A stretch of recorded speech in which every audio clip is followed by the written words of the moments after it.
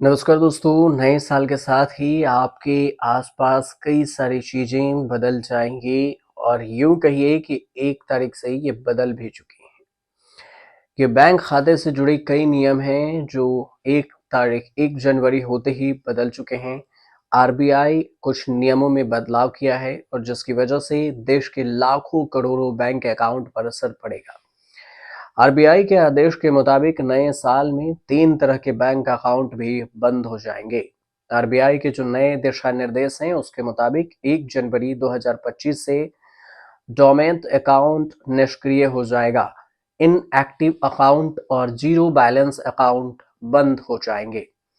Banking security और digital fraud के खतरे को कम करने के लिए आरबीआई ने यह फैसला उठाया है। ऐसे में डोमेंट अकाउंट वाले निष्क्रिय खाता हो जाएगा और एक तरह का ऐसा अकाउंट भी होता है जिसमें जीरो बैलेंस होते हैं। 2 साल या उससे अधिक समय तक कोई भी ट्रांजैक्शन नहीं हुआ हो तो वहीं पर इनएक्टिव अकाउंट में उन खातों को रखा जाएगा।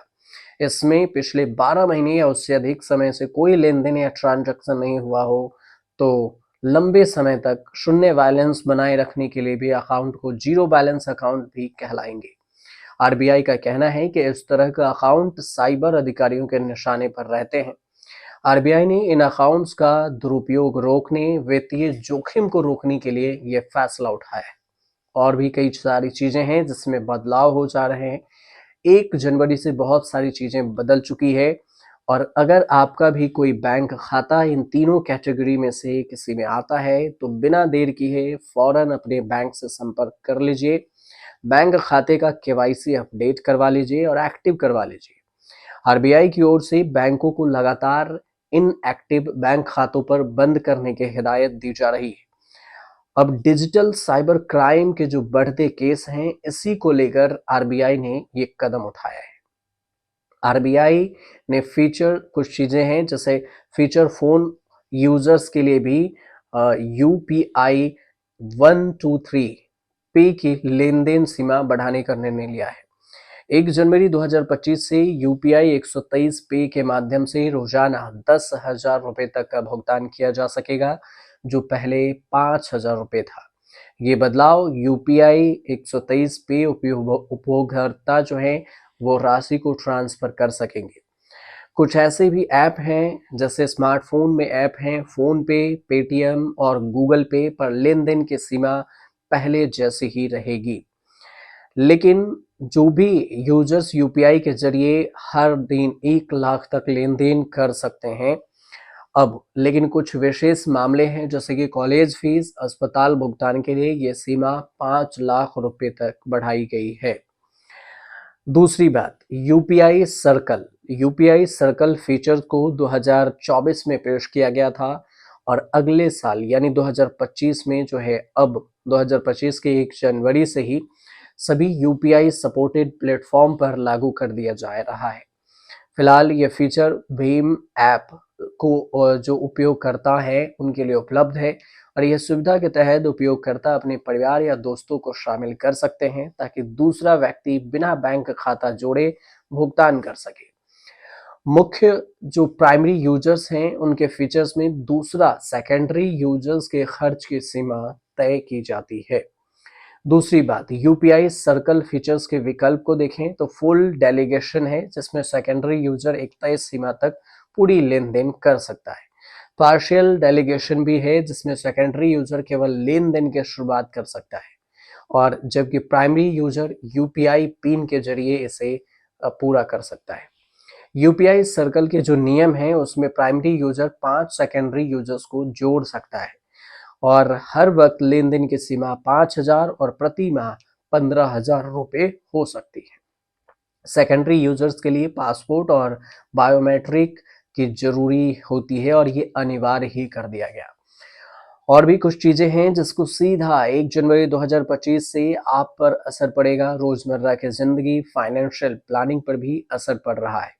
इसमें एलपीजी सिलेंडर की कीमत से लेकर पेंशन, यूपीआई सेवाओं तक के नियम शामिल हैं। कौन कौन से बदलाव हुए हैं, 10 बदलाव आपको बताते हैं। सबसे पहला बदलाव है कि एलपीजी सिलेंडर की कीमतों में बदलाव। हर महीने की शुरुआत में सरकार एलपीजी की कीमतों में बदलाव करती है। इस बार भी 1 जनवरी 2025 को कीमतों में बदलाव की संभावना है। 14 किलो के घरेलू सिलेंडर की कीमत लंबे समय से स्थिर बनी हुई थी, लेकिन कमर्शियल सिलेंडर की कीमतों में उतार-चढ़ाव देखा गया है। दूसरा, कार की कीमत में भी बढ़ोतरी। अगर आपके पास कार खरीदने की आप अगर सोच रहे हैं, कार नहीं है आपके पास, तो 1 जनवरी से ज़्यादा खर्च पड़ेगा, क्योंकि ऑटो कंपनियां जैसे कि मारुति सुजुकी, हुंडई महिंद्रा और बीएमडब्ल्यू गाड़ियों की कीमतों में 3% तक की बढ़ोतरी कर दी गई है। तीसरी बात, राशन कार्ड के लिए जो ई केवाईसी है वो जरूरी हो गया है। जो राशन कार्ड के धारक हैं उन्हें ई केवाईसी कंपलसरी कर दिया गया, अनिवार्य कर दिया गया है। 31 दिसंबर 2024 तक ई केवाईसी प्रक्रिया पूरी न करने वाले राशन कार्ड 1 जनवरी 2025 से रद्द कर दिए जाएंगे। चौथी बात, पेंशन निकासी के नियमों में सुधार। ईपीएफओ में पेंशन भोगियों के लिए नियम आसान बना दिए गए हैं। अब वे देश के किसी भी बैंक से अपनी पेंशन निकाल सकते हैं और इसके लिए अतिरिक्त वेरिफिकेशन की जरूरत नहीं होगी। पांचवी, ईपीएफओ के सदस्य एटीएम की सुविधा से जो ईपीएफओ में रजिस्टर्ड हैं उन कर्मचारियों के लिए अब एटीएम कार्ड की सुविधा शुरू करने की सरकार की योजना बना ली है। कर्मचारी अपने पीएफ अकाउंट से आसानी से पैसा निकाल सकेंगे। छठी बात है कि फीचर्स फोन यूजर्स के लिए यूपीआई लिमिट कर दी गई है, जो कि हमने आपको पहले ही बताया। यूपीआई 123 पे सेवा के फ्यूचर्स को 10,000 रुपये बढ़ाकर अब पहले जो 5,000 थी उसे कर दी गई है। सातवें, फिक्स्ड डिपॉजिट जो एफडी होते थे उसमें नए नियम हैं। आरबीआई ने एनबीएफसी और एचडी जो एचएफसी है उसके लिए फिक्स्ड डिपॉजिट से जुड़े नियमों में बदलाव किया है। ये नियम 1 जनवरी से लागू हो गया है, 1 जनवरी 2025 से डिपॉजिट के लिए।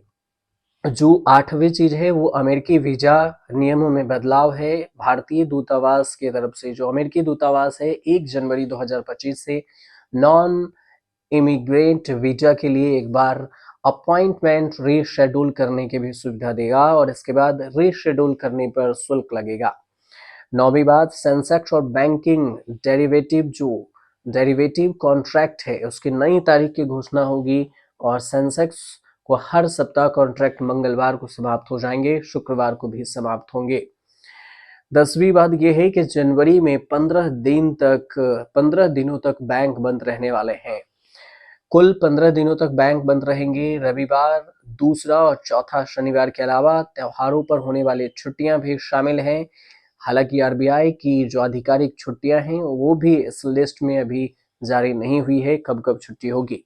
1 जनवरी 2025 से होने वाले इन नियमों पर असर भी आपके जेब पर सीधा पड़ सकता है, इसलिए समय पर तैयारी कर लीजिए और बैंक में जो भी चीज काम है वो जल्द से जल्द करवा लीजिए। उम्मीद करते हैं कि ये जानकारी आपको सही लगी हो और सही लगी हो तो फिर चैनल को सब्सक्राइब कर लीजिएगा, शेयर कीजिएगा, कमेंट कीजिएगा।